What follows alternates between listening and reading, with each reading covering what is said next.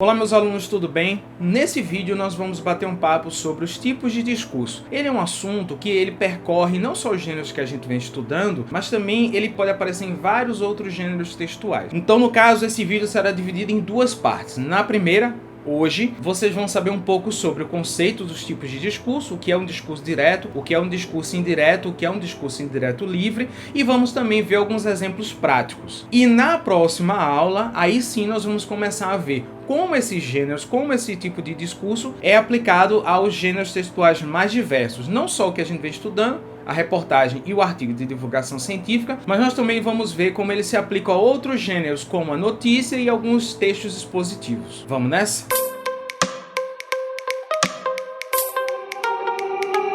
Para começar a nossa aula, eu vou criar duas situações específicas. Na primeira delas, vamos imaginar que um professor de português vai fazer prova com seus alunos no dia seguinte e ele decide fazer uma visita, passar rapidinho na sala de aula de uma de suas turmas e dar o aviso. Então o professor vai lá e diz: olha pessoal, amanhã teremos teste de português. Não esqueçam de estudar, pois o assunto é esse, esse e esse. Na outra situação, vamos manter os mesmos pontos. Existe um professor de português, ele vai aplicar um teste no dia seguinte e ele precisa lembrar sua turma que esse teste será aplicado. Porém, diferente do primeiro exemplo, ele não está na escola, ele está no seu dia de folga, está em outra escola. Como ele pode fazer? Muito simples, né? Ele pode mandar um recado por alguém, por exemplo, um outro colega dele. Vamos dizer que o professor de matemática vai passar o recado do professor de português. Então, nesse caso, o professor de matemática não poderia chegar na sala de aula e dizer: gente, amanhã nós teremos teste de português. Ele não pode dizer isso, não faz sentido, porque o professor de matemática está anunciando que no dia seguinte ele fará um teste de português. Ele não pode falar isso com suas próprias palavras. Então, como é que ficaria isso? Como é que esse professor falaria? Na verdade, como você falaria esse exemplo? Como é que você passaria esse recado, caso seja você a pessoa encarregada de falar isso para esses alunos? Bem, então a maneira mais prática poderia ser como? Ele poderia dizer: pessoal, o professor de português, Luiz Antônio, mandou avisar que amanhã ele fará um teste com vocês. Portanto, vocês devem estudar e se preparar para essa avaliação. Bem, como vocês devem imaginar, a primeira situação é um caso de discurso direto. O discurso direto, ele acontece quando a fala do entrevistado, a fala do personagem ou a fala do especialista são citadas de forma literal, da mesma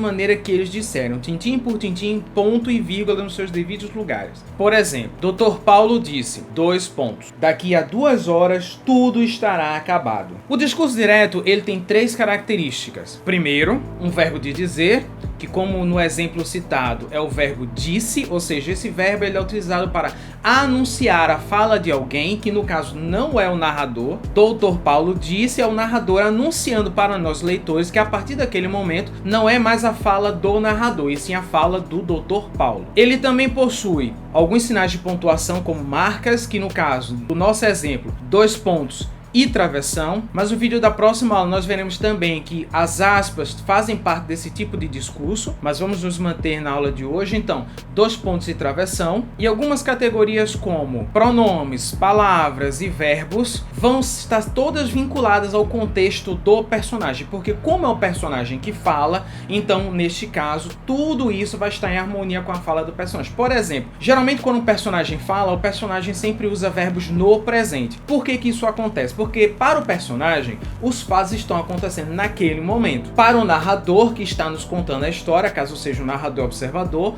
você sabe que ele está contando algo que já aconteceu. Então os verbos que o narrador trabalha geralmente estão ou no pretérito, ou seja, no passado, ou no pretérito perfeito, ou no pretérito imperfeito. E no exemplo que eu acabei de mostrar, existem algumas palavras que mostram essas marcas que o personagem deixa na sua fala. Por exemplo, ele usa a expressão daqui, ou seja, daqui significa do ponto que ele está falando, a partir deste momento que eu falo, no hoje. Ele usa o futuro do presente, então tudo estará acabado, porque é uma ação que ainda vai acontecer a partir do momento em que o personagem está falando. A segunda situação é um caso de discurso indireto. Qual é a diferença do discurso direto para o discurso indireto? No discurso indireto, a fala do personagem, do entrevistado, do especialista, ela é citada de forma literal também, porém do ponto de vista do narrador. Então, na verdade, é o narrador que interpreta a forma como aquele personagem deu aquele recado. Por exemplo, vamos voltar para o começo. Se o professor de matemática vai passar o recado de uma outra pessoa, ele pode acrescentar elementos que não estavam na fala daquele professor de português. Vamos dizer que o recado do professor de português tenha sido: lembrar aos alunos que amanhã haverá teste de português. Ponto. O professor tenha dito isso. Só isso. Era só para o professor de matemática dizer isso. Mas do ponto de vista dele, enquanto narrador, enquanto utilizando discurso indireto, ele pode simplesmente dizer: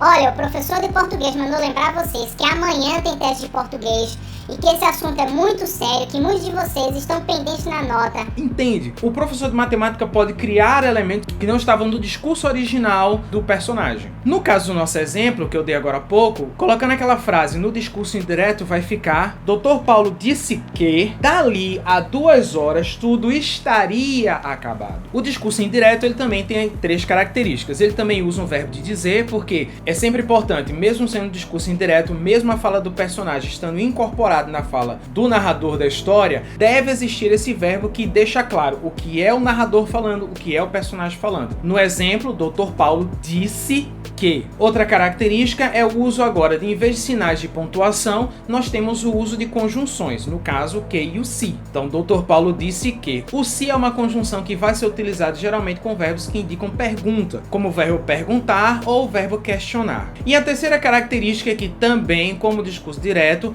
agora todas as palavras, pronomes e verbos estarão vinculados ao contexto de uso do narrador, não mais do personagem. Então repare que na primeira frase, Dr. Paulo disse daqui a 2 horas. Na fala do discurso indireto, Dr. Paulo disse que dali a 2 horas, porque não vai mais partir do ponto de vista do personagem, mas vai partir do ponto de vista do narrador. O narrador sabe que aquela situação já aconteceu. E por isso que, por exemplo, também nessa mesma frase, ele usa o futuro do pretérito. Ele vai dizer que tudo estaria acabado, porque o narrador já sabe se as consequências daquela frase, daquela ação já aconteceram ou não. Na frase original, tudo estará acabado, porque para o personagem tudo ainda vai acontecer. E o discurso indireto livre?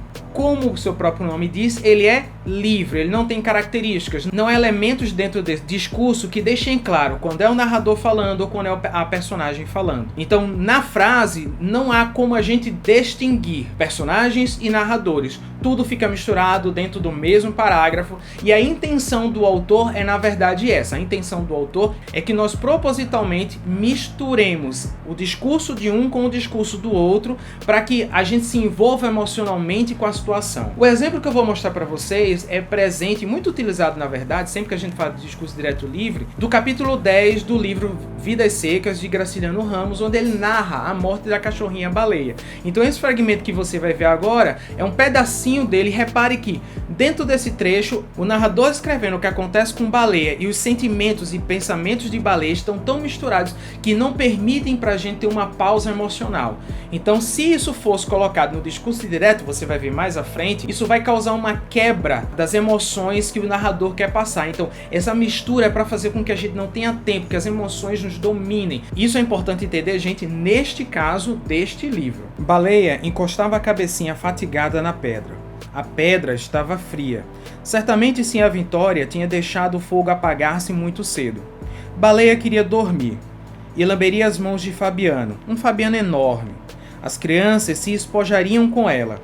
Rolariam com ela num pátio enorme, num chiqueiro enorme. O mundo ficaria todo cheio de preás gordos enormes. No exemplo que eu acabei de ler para vocês percebem que não é fácil a gente entender o que é o narrador e o que é a personagem. Então, a cachorrinha baleia está morrendo, ela está nos seus últimos momentos de vida. E todos os pensamentos dela estão vinculados com os pensamentos do narrador. Novamente, nesse livro, nesse trecho, é fazer com que nós, leitores, nos sintamos extremamente vinculados às emoções daquele momento, daquela morte, daquela despedida, que, por sinal, no livro ela é muito emocionante. Então, pessoal, para que não fique dúvidas, no discurso direto, Baleia pensava, travessão, o mundo ficará todo cheio de preás gordos enormes. No discurso indireto, Baleia pensava que o mundo ficaria todo cheio de preás gordos enormes. No discurso indireto livre, o mundo ficaria todo cheio de preás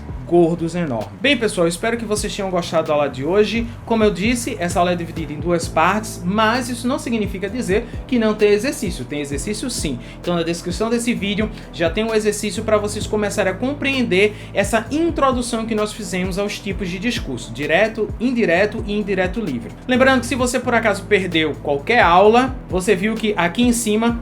Agora apontei certo. Aqui em cima, nos cards, durante a aula apareceram os links para as aulas passadas. Então, caso você precise revisitar, resgatar os conhecimentos que foram passados para vocês, é só clicar no card e assistir ela de novo para poder voltar para cá com calma. E como sempre, não deixem de se inscrever no canal, clicando no sininho para receber as notificações. E eu vejo vocês na próxima aula. Até mais! A fala do entrevistado, a fala do personagem ou a fala do especialista são cintadas. São cintadas.